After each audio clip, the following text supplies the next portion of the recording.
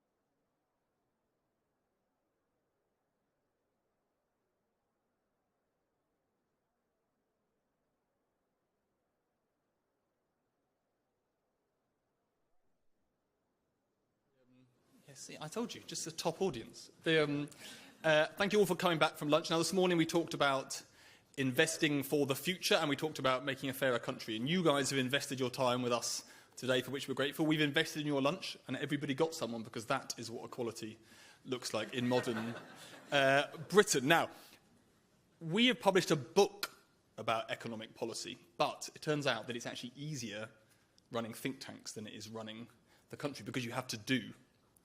And you heard some of that in the lines on Jeremy Hunt's face this morning. Morzani asked him some very mean questions.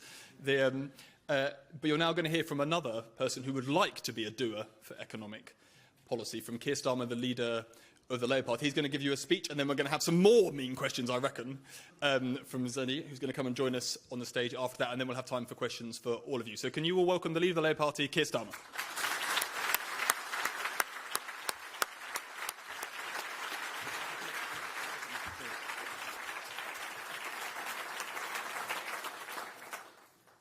Thank you, Torsten. It is a real privilege to speak at an event like this, dedicated to the biggest question in British politics. And on behalf of an organisation that always shines an unsparing light on what working people need, the economic security that is essential for their hopes, their aspiration, their future. The purpose which drives everything my Labour Party seeks to achieve. So I want to start by thanking you, Torsten, all the commissioners on the Economy 2030 inquiry, and everyone here at the Resolution Foundation for all the vital work you do guiding that mission.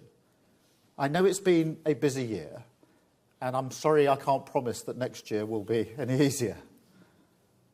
Now, I suspect that this is a room that likes a graph, and not in the way the Lib Dems do. So I'd like to start by drawing your attention to a chart published by the Resolution Foundation following the autumn statement. Some of you will have seen it before. It's truly shocking, because what it shows is that this Parliament is on track to be the first in modern history where living standards in this country have actually contracted. Household income growth down by 3.1%. Britain worse off. Now, over the last 13 years, we may have become a little desensitised to findings like this. But these aren't the concerns of the past. This isn't living standards rising too slowly, or unequal contractions and concentrations of wealth and opportunity. This is Britain going backwards. Decline. Not just diagnosed subjectively by politicians. A decline that can be measured and experienced in the homes, the pockets, the aspirations and anxieties of millions of people across Britain. Now, I'm not here today to hit you over the head with the statistics that flow from that. That's Torsten's job. But what this does to a country, the cultural trauma, this needs to be understood. I go back to the 1970s, growing up in an ordinary working-class household, a decade where we had our fair share of cost of living crises. I know what this feels like.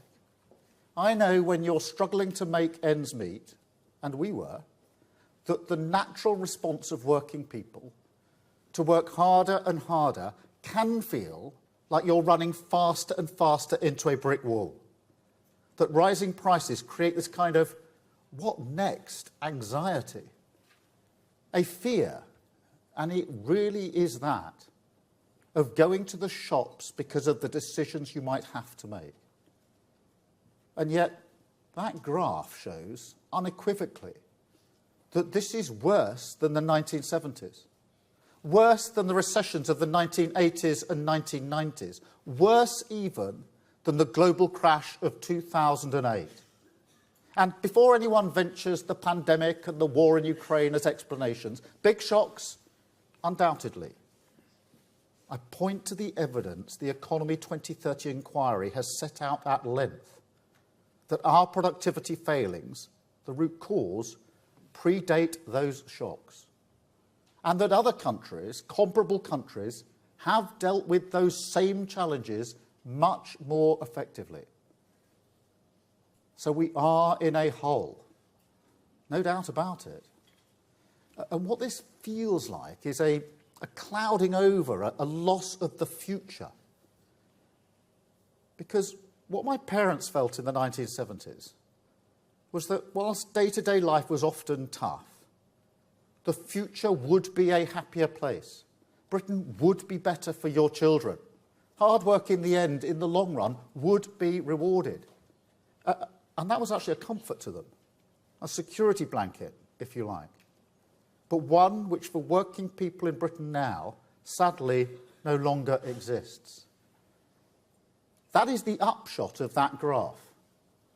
A political consensus that if you work hard and play by the rules, you'll get on, which is a glue that binds British society together, has become nothing short of a lie for millions.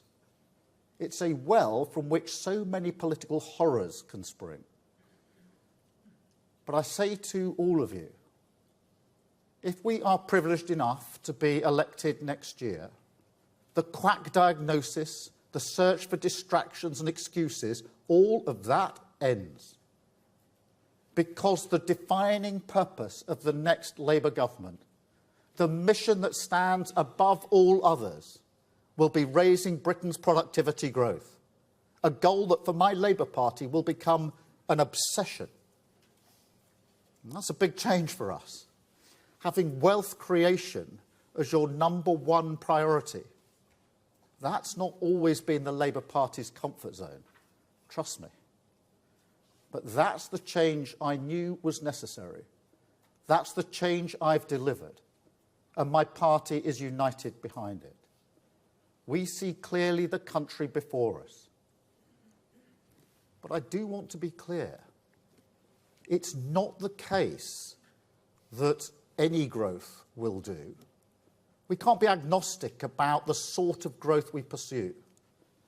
The growth we need must better serve working people and must raise living standards in every community. Now, I know that this is a room that will know exactly how hard a mission like that is.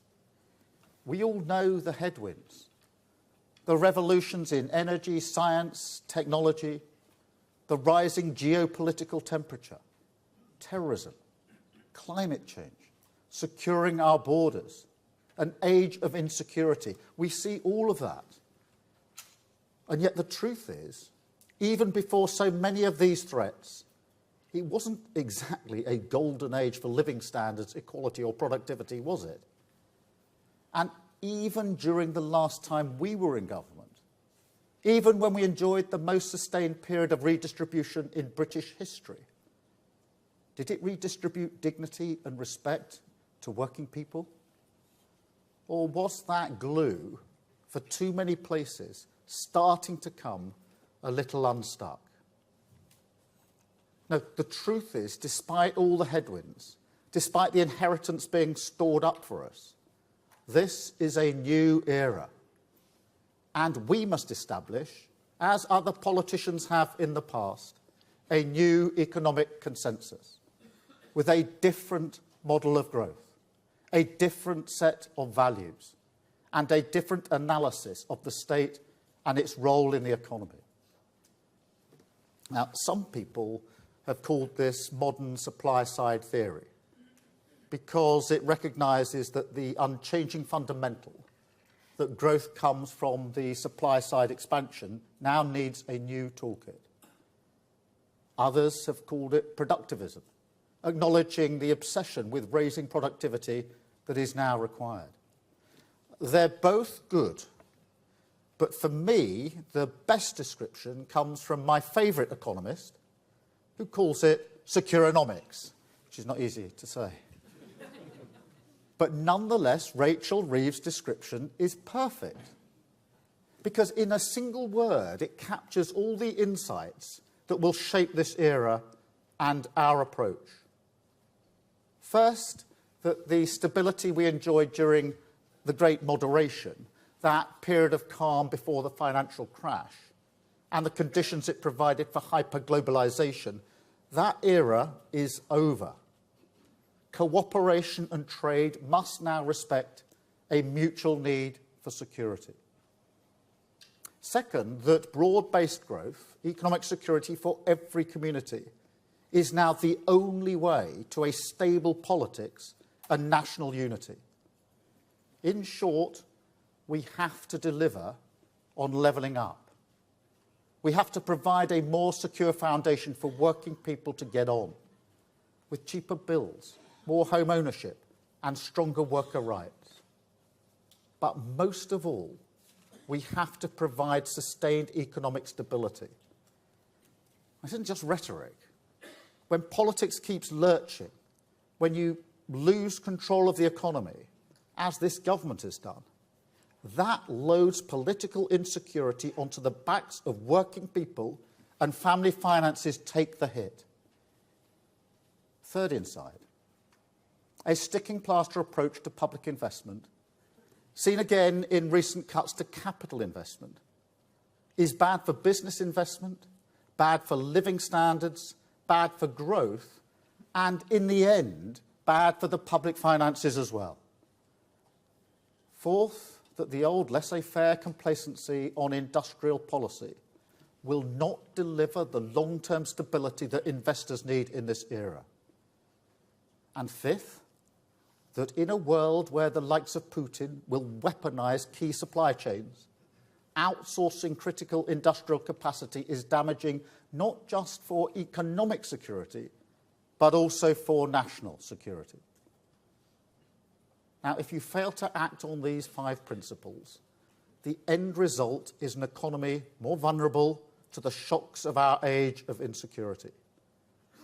And at the level of ideas, that, in a nutshell, is the economic story of Britain over the past 13 years.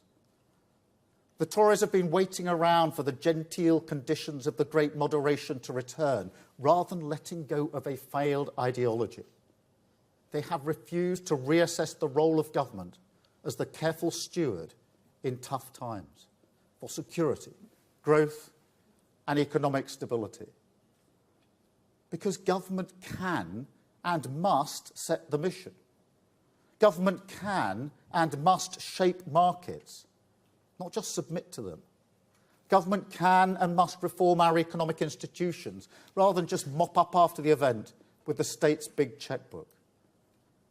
And above all, government can and must hold out the hand of partnership to business, build shared institutions like a national wealth fund, like an industrial strategy council, like a joint undertaking on skills, a new architecture for growth, a new foundation for security. Security from tyrants, security from global headwinds, security for working people and businesses. That's securonomics. And no matter what is stored up for us, it will remain our North Star.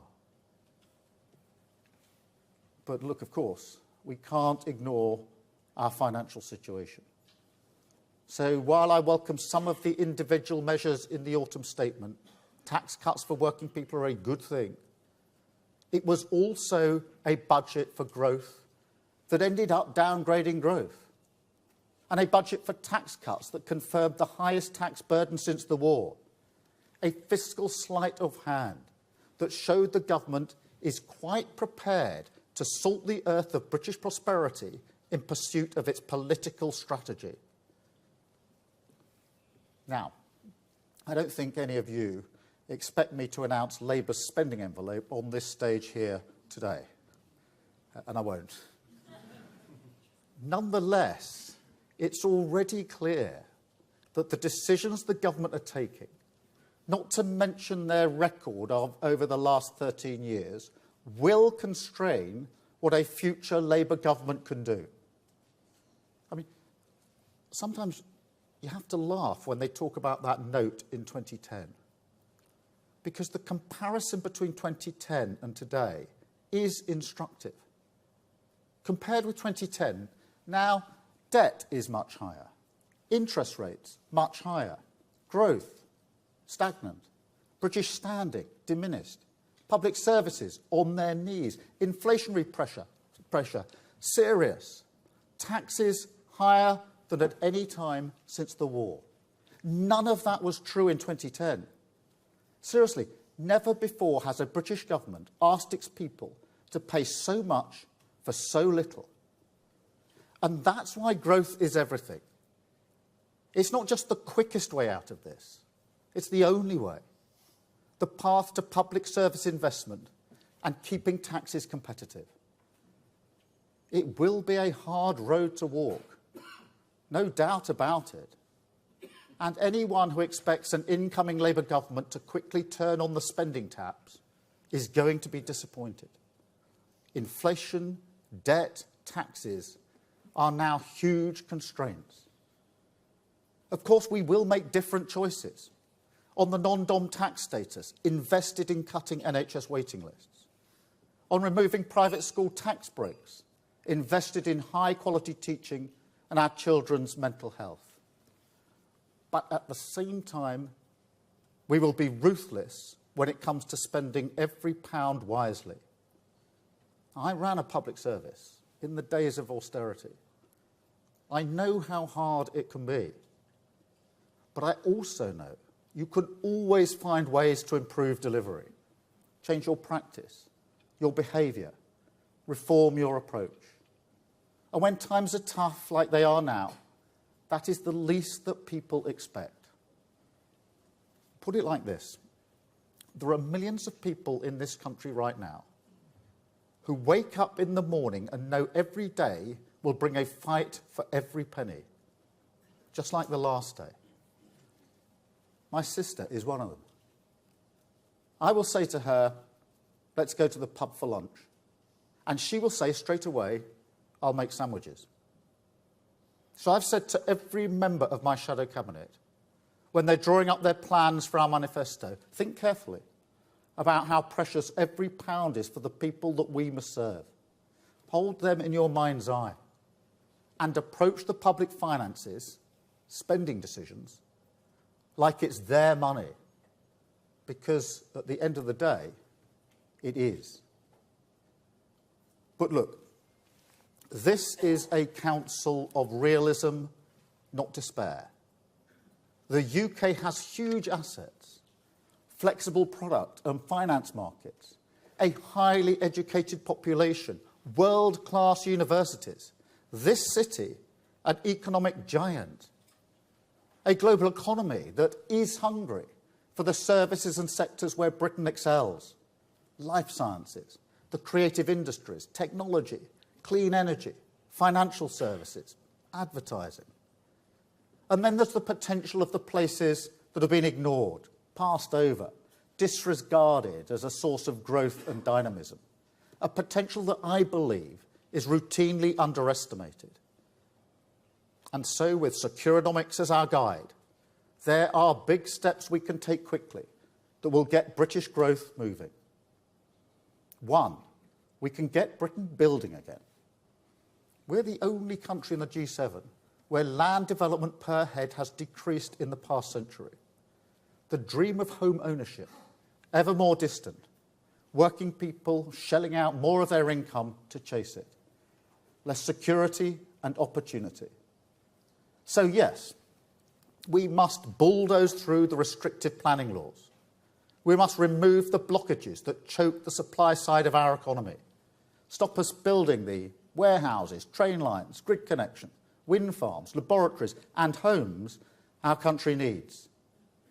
Step 2, we can back British business with political stability and certainty. With a competitive tax regime, we've shown our determination on that front. A new direction on skills, reform of the apprenticeship levy to give business more flexibility and incentivise investment. Technical excellence colleges, specialising in the high growth, high shortage skills that we need. But above all, with that new partnership, a proper industrial strategy drawn up with business and a national wealth fund that can de-risk and crowd in major private investment, because we believe that is our job. Not to shower taxpayers' cash on favoured companies, picking winners.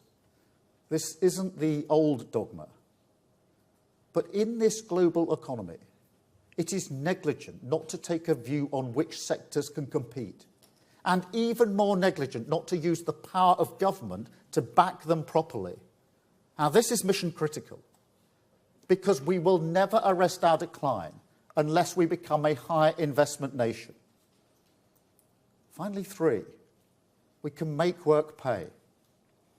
You know, even now, in the face of the ample evidence on the good work provided by this inquiry, some people still see flexibility in our labour market as one-sided. The growth comes not from a labour market that asks, how can we make workers more productive, but from driving down wages, rights and conditions. Mark my words, we will consign that argument to history. And I say this to business as well. This is a Labour Party more committed to working with private enterprise than ever before. But a partnership must have a purpose, and the returns of private enterprise must be better shared. Your country needs higher investment. Your workers need a fairer return, and both will be good for your productivity.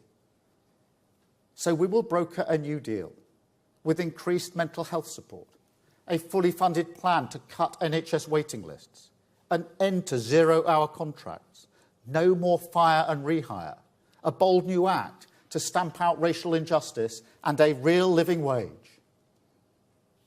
So reforming our labour market, reforming the institutions that drive business investment, reforming planning and infrastructure delivery, 3 significant steps we can take quickly.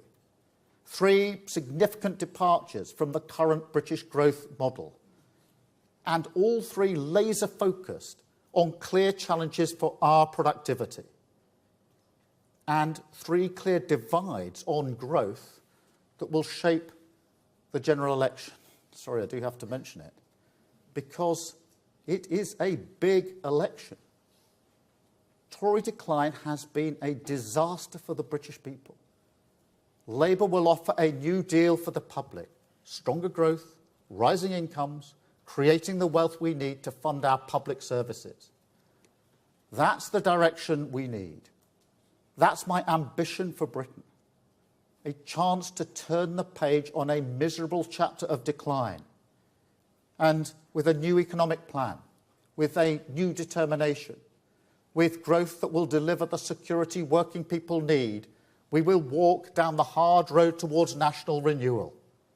A Britain building again, growing again, believing again that we will get our future back. Thank you very much. Thank you.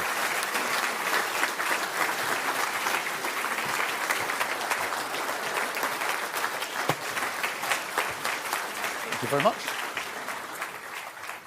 Thank you. That was very clear.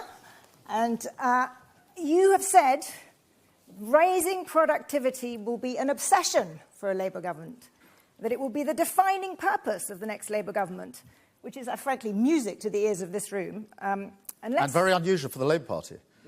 So let's figure out how you're going to get to this, make this obsession work. And let's start with investment, because it's very, very clear from this report here and indeed from all the work that everyone does on productivity that investment is key.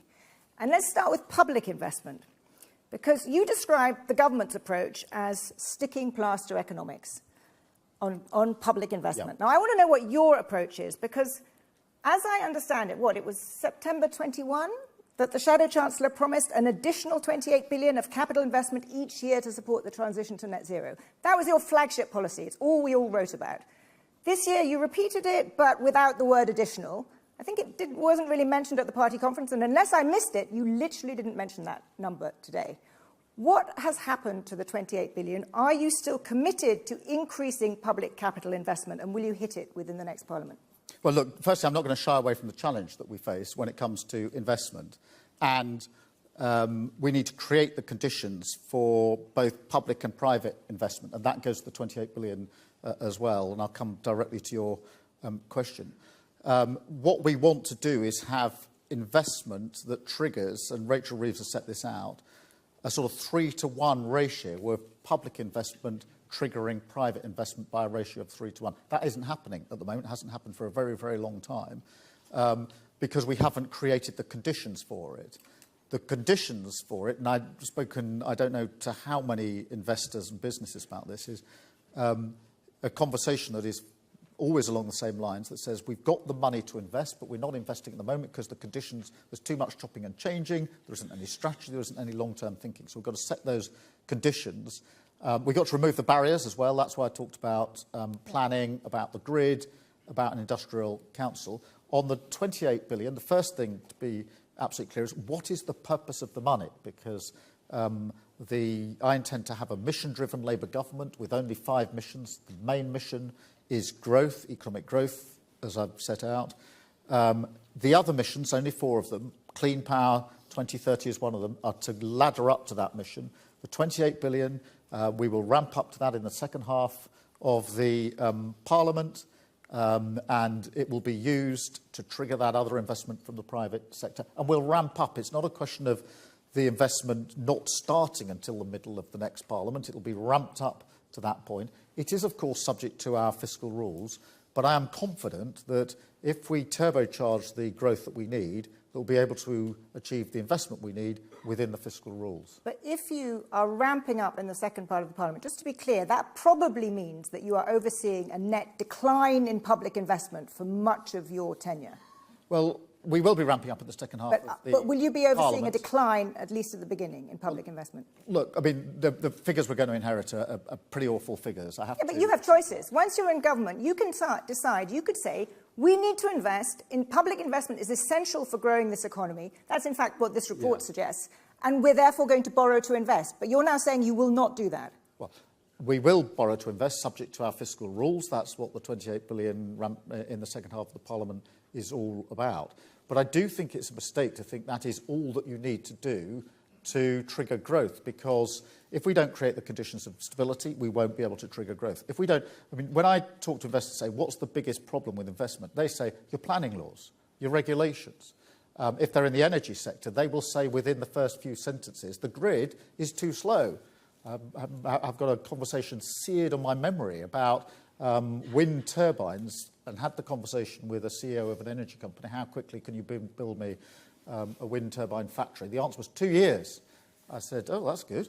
And he said, it'll take 13 years before you're actually getting energy out of it, because I'm going to lose 5 years to planning, and even when I get there, I'm going to lose 6 years before the grid then crawls towards me. So I accept the challenge on investment. I do not accept that that is the only question that we're confronting here, because we can change planning without money. We can change the approach to the grid without money. We can look at the regulators and align the regulators without money. We can reform our public services without money. I run a public service. If you put more money in the top, you tend to get a better product out. But if you want a really better product, you've got to reform it. So there are other things we can do. And I think sometimes all of us get into this habit, and it's a habit Labour Party's had for a long time, which is thinking that the lever that is spend investment is the only lever that can ever be pulled. I don't accept that. I think there are other levers that need to be pulled. And I can honestly say, with most businesses I'm talking to, the question of how much are you investing is way down the line compared with, are you prepared to take the tough decisions that will create the conditions in which we can come up alongside you and share your ambition? Do you know, listening to you, I'm sure most people in this room would agree. And frankly, the Chancellor said something very similar this morning. And he was talking about planning reform. He was talking about all of his 110 growth-enhancing things that he had in his autumn statement. When I listen to you, you've scaled back your public investment. You want to make it affordable. You're focusing on planning reform. You're focusing on all of these other things, which are also there, and the Tories want to do too. Just tell me, what are the big differences now between what you're proposing and what they're proposing in order to enhance growth? Well, the first thing I'd say is they've had 13 years to do these things. Yeah, but let's look forward. Well, sure, but I mean, you can't. We are in this hot. The defining feature of the last 13 years has been pretty well stagnant growth. It's the root cause of pretty well all the problems that we have. So to come along 13 years down the line and say we're now going to do the things we could have done 13 years ago, it does lack a certain plausibility. When it comes to planning, it was this government that in 2015, I think, pretty well put the kibosh on onshore wind farms deliberately. That was their strategy and their policy. It's this government that took down the targets for house building. That will mean, by the way, very few houses being built. Everybody knows that. The Prime Minister knows that. So there is a plausibility problem. But what we've got is a strategy, we've got a mission-led government, we've got clarity about what we're trying to achieve, and we are creating the partnership that we're going to need with business. I mean, the fact we're having much more business engagement is much discussed across the media in politics. This isn't just coffee and croissants around the usual breakfast table saying the same thing over and over again, which drives me nuts. It's actually quite detailed discussions now with business about how we're going to hit the ground running in a year's time. Quite granular discussions about how quickly we can achieve things. So we've gone well beyond the how are you, what's your name, what are you doing, to a really constructive set of engagements that mean that I don't want any conversation had by my shadow cabinet in the first 100 days of an incoming Labour government, if we get that far, that they could have had now. And that's the mindset we're in. So let's talk about, I've got so many questions and only about 3 minutes, but you said that you're now focused obsessively on productivity. You also said that wealth creation is your #1 priority, something I think Margaret Thatcher would have agreed with. Have you therefore given up on redistribution? No, of course not. But I think it's very important to recast the way redistribution should work. I mean, there's a model of growth that we could put forward, which would be to say London and the South East is a power engine of growth, which it is, and that's a good thing. And therefore, redistribution can be the sort of one-word answer for the rest of the country. That's not good enough. That's the mistake we've made in the past. And that lacks the basic dignity and respect that working people want. They want their economy to grow where they are. They want their place to be part of the wealth creation. They don't just want their place to wither and somehow they're propped up by redistribution from growth elsewhere. This is a fundamentally new chapter of Labour's political thinking. And it comes very much from I talk about my parents more than I did before I was a politician.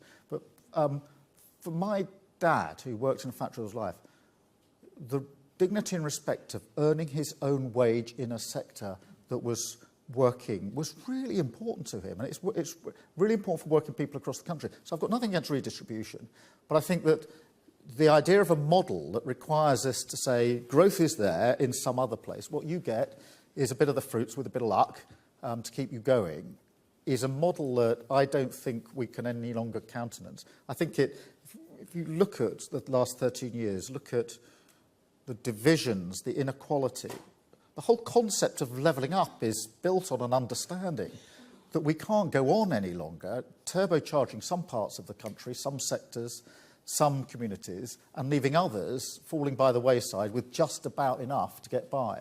That is, I fundamentally reject that model. I think it's the wrong model. I don't think it's a progressive model. And it's not the model an incoming Labour government will come. Now, I know that makes life harder, and I know that in this room, and Torsten will be looking quizzically at me as to how you're going to do that, and I accept that challenge. And it means we need to do more, but I'm not prepared to shy away from that challenge. I think I guess I find it quite hard to understand what the there is in this. Because you say it's fundamentally different. And for a couple of years, it seemed that the biggest difference was that you really, really wanted to borrow to invest in the green transition, which was, you can argue about whether we could afford it, but it was a perfectly plausible big difference. You've now really given up on that. You talk about an industrial strategy. It's not quite clear what that industrial strategy adds up to. You said you must hold out the hand of partnership to business. It's supply-side stuff, because you don't want to do unnecessary spending, but what actually is it? Well, take industrial strategy. When I say in my conversations to investors and businesses, we want an industrial strategy, we want a council that sits around it and we're going to put it on statutory footing, they say that's music to my ears. And one or two of them have pointed out to me, if you go to the government website and put in industrial strategy, there is literally the words written across it, archived. Archived. I promise you not, but do it, have a look. That is a massive difference between us and the government. And that is an industrial strategy, obviously, what operates first and foremost at the national level. What is it you're trying to achieve? What are your 5 missions, Keir? The reason I've set the missions out before an election is because I want those that I'm inviting to go in this partnership to look at the missions, put their fingerprints on them, to test them and to make sure that they're the right missions. But also, in addition to the national strategy, we need a strategy in each of the sectors. Up in Aberdeen just 2 or 3 weeks ago, with the oil and gas sector, looking at the transition that's needed there, the challenges that they want, what they want from government, is different to life sciences, where a different strategy is going to be needed. And that is the sort of understanding and partnership that we need to drive forward. But there is plan. I mean, planning's been a problem. No, saying planning's a problem is not a slightly eureka moment. Everybody's known that for a really, really long time. Nobody's done anything about it. Knowing that the grid takes forever to actually connect up anybody who wants to supply power is not a new problem. It's not just a problem here either. It's a problem in other countries. But the question is, are we actually coming up with the solutions to those problems and actually got the wherewithal to do something about it and to take the tough decisions that are going to be needed in order to get this over the line? And to do it in a way which is true to a model of growth that does mean living standards rise everywhere across the country, because I do not want to perpetuate the increasing inequality that we have in this country for a moment longer than is necessary. And as soon as we get the chance, if we're privileged enough to come into power, that inequality, alongside our growth strategy, will be absolutely in our sights. One last question for me, because I know you want to take some more questions from the rest of the media. Another words that you didn't mention today were the EU. At least I don't think you did. Not once. And you wrote in the Telegraph at the weekend, and I can't resist asking you this, you said the Tories have, quote, failed to realise the possibilities of Brexit. What exactly are those possibilities? And What opportunities would you grab? Well, look, firstly, what I was talking about in my speech was the lack of growth in the last 13 years. And it is a mistake to think that all of our economic problems are somehow the cause of Brexit. We've had flatlining on growth for 13 years, way before Brexit was a word, way before there was a vote, and certainly way before we left. So it's a mistake to think that the EU is a silver bullet. What can we do now that we weren't able to do before? Look, it's not a panacea. I'm not going to pretend that it is. There are things. I mean, I've just come back from Dubai at COP28, talking to, obviously, world leaders, but also businesses. We can have a more agile, a quicker discussion about what we can do. There's certainly discussions in life sciences about some of the things that we can do. There are areas where we can move at speed with an agility that we probably didn't have before, and I think we need to make the most of that. And that doesn't mean we pretend that there's being outside the EU is the absolute silver bullet that's now going to unleash growth, because I don't think anybody believes that to be true. Nor is it to pretend that the deal we've got is good enough, because it's not good enough. We need a better deal than the one we've got. We need a closer economic relationship with the EU, our main trading partners. Now, that doesn't mean going back into the EU, and in all the discussions I'm having with international leaders, nobody's saying you've got to rejoin, but they are interested in what does a closer relationship actually look like. This report talks about a UK protocol based on the Northern Ireland Protocol. Is that something you'd be in favour of, a UK-wide one? Well, I do think that, the protocol actually was a big step in the right direction. This was when our Prime Minister was beginning to look like he was concerned and bothered by international relations and wanted to act with in good faith. He sort of drifted away from that with the Greek Prime Minister and sort of breezing into COP for a few minutes before he left again. But the protocol was a step in the right direction. We said we'd vote for it as soon as we saw it because we thought it was. Now, whether that works across the whole of the United Kingdom, I don't know. But I do know that there's a better deal to be had if we do the hard yards of negotiating in good faith. Well, on that note, you must go and answer some more questions from other people. Thank you very much. Thank you.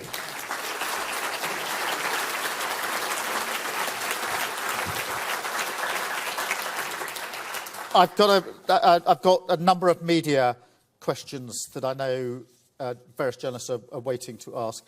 So let me go through those. I think, Beth, I've got you down first. So Beth Rigby from Sky.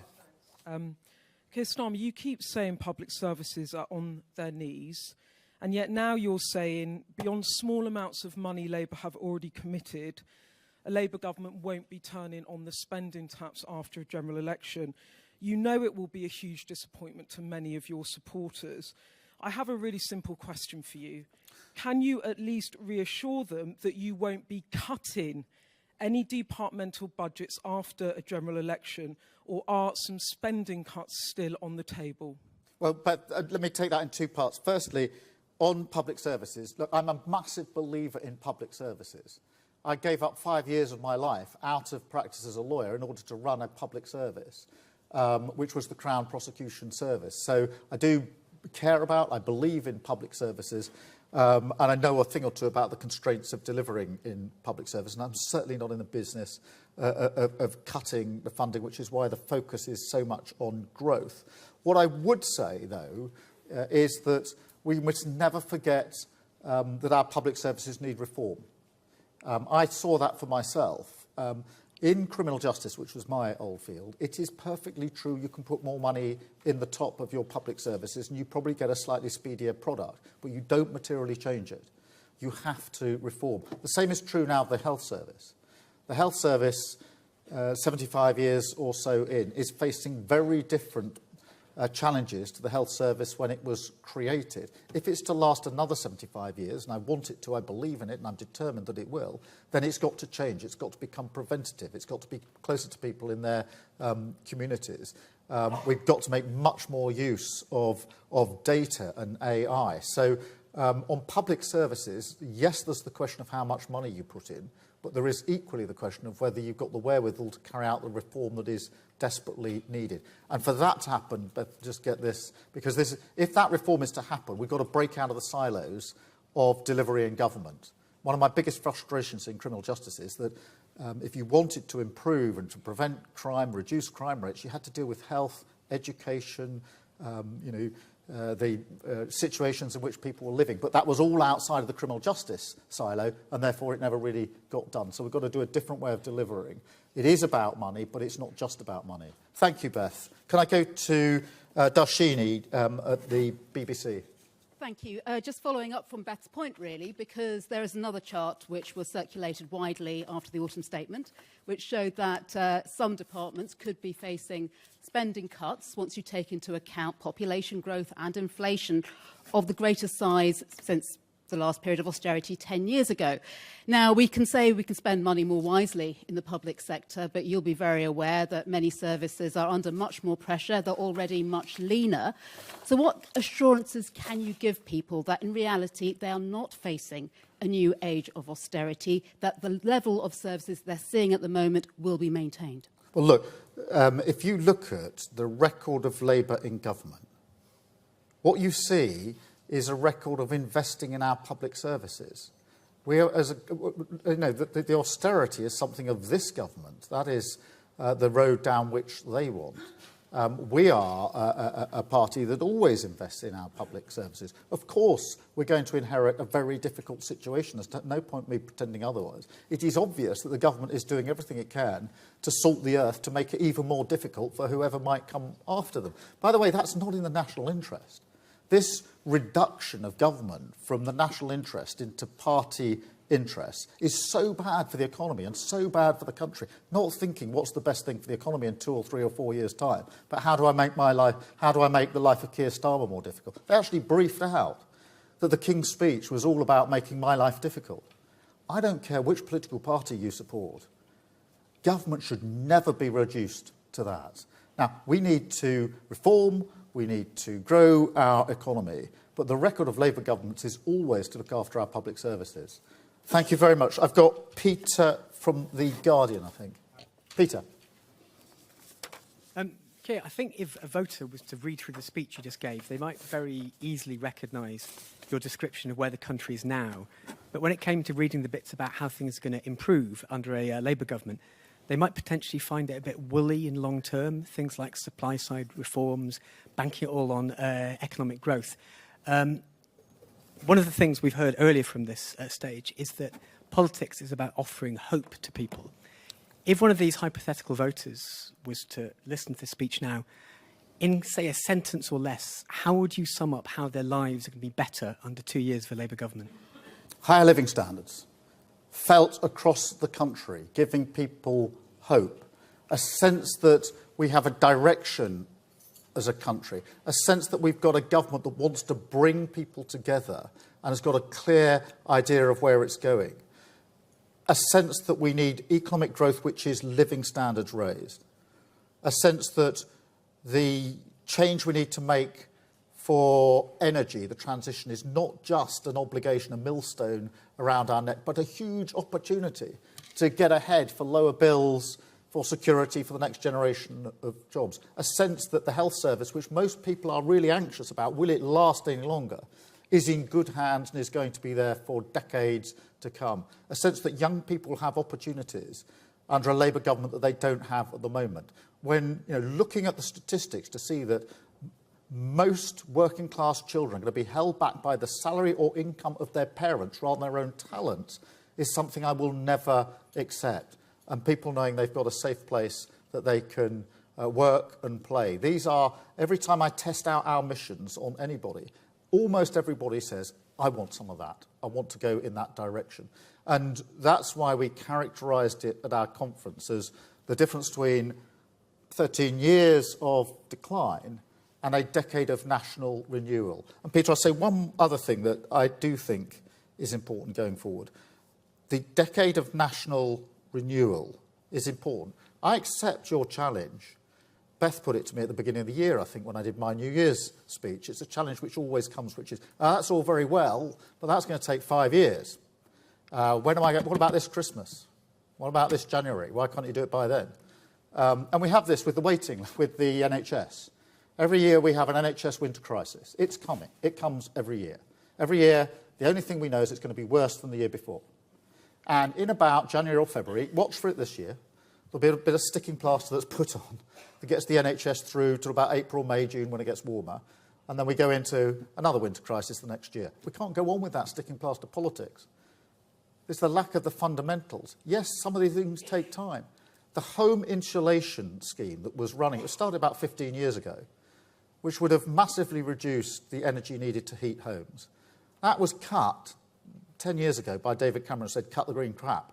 And we've lost 10 years because of that. So, yes, some of these things will take time. But if all you ever do is say, I'm only prepared to do things that are relevant for the next 6 months, we will continue with decline for a very, very long time. We have to fix the fundamentals. Now, it doesn't mean we can't do anything straight away. I accept the challenge. We've got to help people with their energy bills now. I accept the challenge. We've got to reduce NHS waiting lists now. But we've also got to think in the long term. And frankly, the sticking plaster politics, the chopping and changing over the last 13 years has been the single most important reason that we're in the terrible state we're in. And I think most people across the country now think that nothing is really working. There's a reason for that.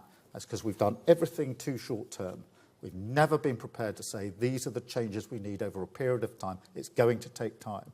The national bit of the renewal is to say to everybody, and this was something in my Telegraph article, which is to say, this shouldn't be tribally Labour. If you want to fix your country and take it forward in renewal, if you believe in that project for your country, that national project, you can be part of that, whoever you might normally vote for. And I think there are many, many people who say, if you're prepared to fix and take forward and have an inclusive project for the country, I want to be part of that. Thank you, Peter. I'm sorry that was a bit of a long answer. Nick, at the Telegraph.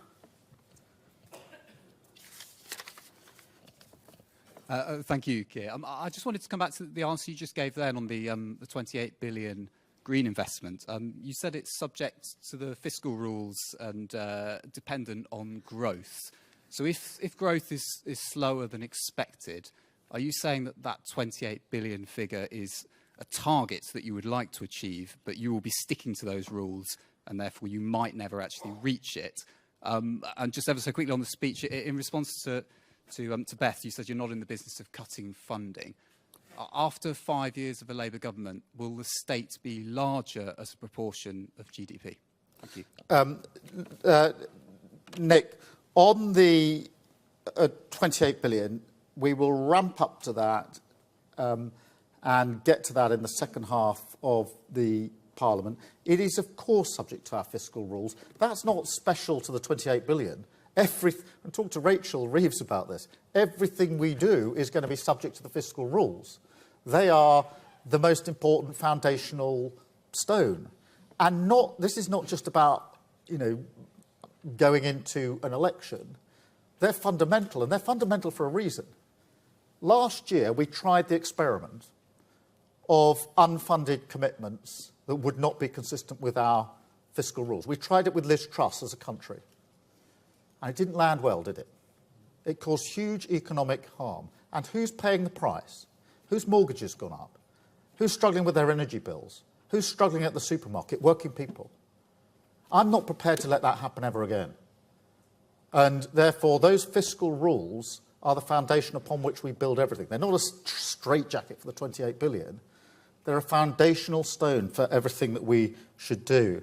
And by the way, I'm confident. I'm really confident that we can make the investment that we need to within our fiscal rules, because I'm confident that we're doing the work on growth that we need to do, which you would expect to have from a responsible opposition that doesn't know whether it's going to win the election, but knows that if we do win the election, we would be unforgiven if we hadn't done the planning well in advance. On your second question, look, there are at least 2 fiscal events before the election, I think maybe one more before the election. And therefore, for me to say what may or may not be the position in 5 years, I think is pretty unrealistic at this stage. Thank you, Nick. I think I've got Jack from The Times. Jack. Thanks, Keir. Over the weekend, you sung the praises of Margaret Thatcher, and I think some people within the room here would say that the policy remedy put forward here is slightly different to her economic strategy. I'm just wondering what aspect of her economic strategy you aspire to the most. Yeah, what I was doing at the weekend in the article I wrote for the Sunday Telegraph was distinguishing between particularly post-war leaders, those prime ministers, who had a driving sense of purpose, a mission, a plan to deliver, and those that drifted. And that's why I picked Attlee, who, of course, had a New Jerusalem as his mission, his plan, and put in the foundations for the next 70 years or more. Thatcher, of course, now it doesn't mean I agree with what she did, but you don't have to agree with someone to recognise they had a mission and a plan, in her particular case, about entrepreneurship. Equally with Tony Blair, a mission to change the Labour Party and put it in a position to seize the opportunities of the era as the turn of the century. And I want a mission-driven Labour government. I want this sense of driving purpose that withstands the inevitable sidewinds that any government gets and is clear and consistent over a 5 or 10 year period, because I think it's the only way we can deliver. I think it's the only way, realistically, other people are going to come alongside and invest in us, because unless there's that clarity, it won't be there. So I was giving Margaret Thatcher as an example of the sort of leader who had that mission and plan. That's obviously different to saying I agree with everything that she did, but it is, I think, I'll just finish it by saying, what we've had in the last 13 years is the complete lack of leadership, complete drift, real drift. Where can anybody in this room define the mission of the last 13 years? What was it? What is it? Even now the government struggles to say what they want 13 years down the line. There's no sense of mission or direction. And so I was using it in that way, and obviously that's provoked a certain reaction in a number of places. Thank you, Jack. And I've got Noah, I think, from The Sun. Thanks, Keir. You've spoken today and quite often about how crippling the cost of living crisis has been to so many families and people you know well. So with that in mind, would you step in to stop the BBC licence fee being raised by 9% or by any percent at all? Well, Noah, thank you for that question. I think this particular problem really is the government's, in the sense that this is a decision that Lucy Fraser, I heard this morning, says she's about to take in the imminent future. So it is one for them. They've obviously, they set out the approach they were going to take with freezing and then increasing. And the anxiety is that they're going to break the promise that they've made. So that is one for them. Well, we will. I mean, we will set that out as we get to the election. We're going to have to see what the government does first.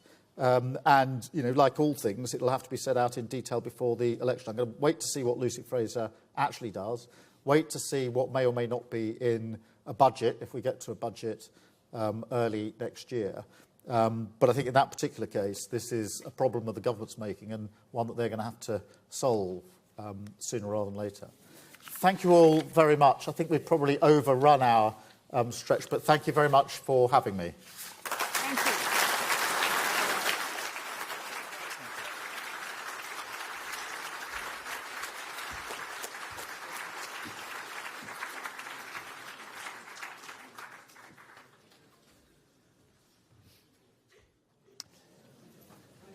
Right.